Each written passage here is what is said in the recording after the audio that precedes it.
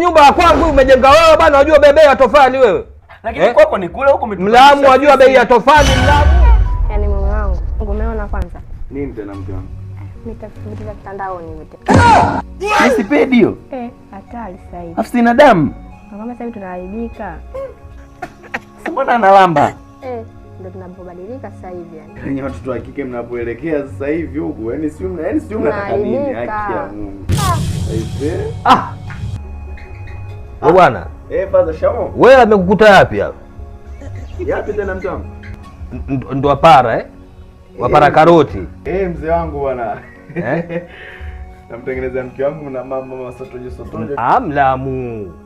Mlamu na midefu yote hiyo wapala karoti. Mzee wangu bwana. Haiko sawa bwana, katika nyumba yangu mimi wakana mwanamke wewe wapala karoti. Angalia sasa huyu hapa alivyovaa Mlamu.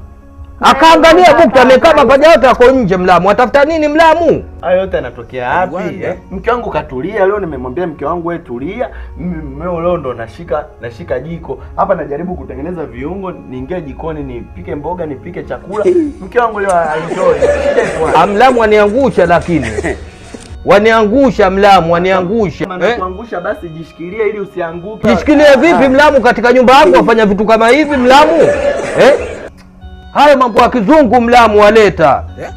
Kesho na kesho kutwa waja kushtaki tena kwa mimi mwenyewe hapa.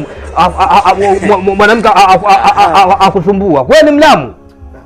Hebu sogea nipite bwana. Sasa upite unaenda wapi huko kwako? Kwa nyumbani kwangu unajua bei ya tofali wewe Mlamu.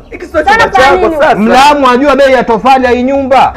Wewe Mlamu vipi? Sogea nipena Mlamu bwana. Tutaona mundani. Haami mtu nasema hivi kwenye nyumba hii haami mtu. Tunama.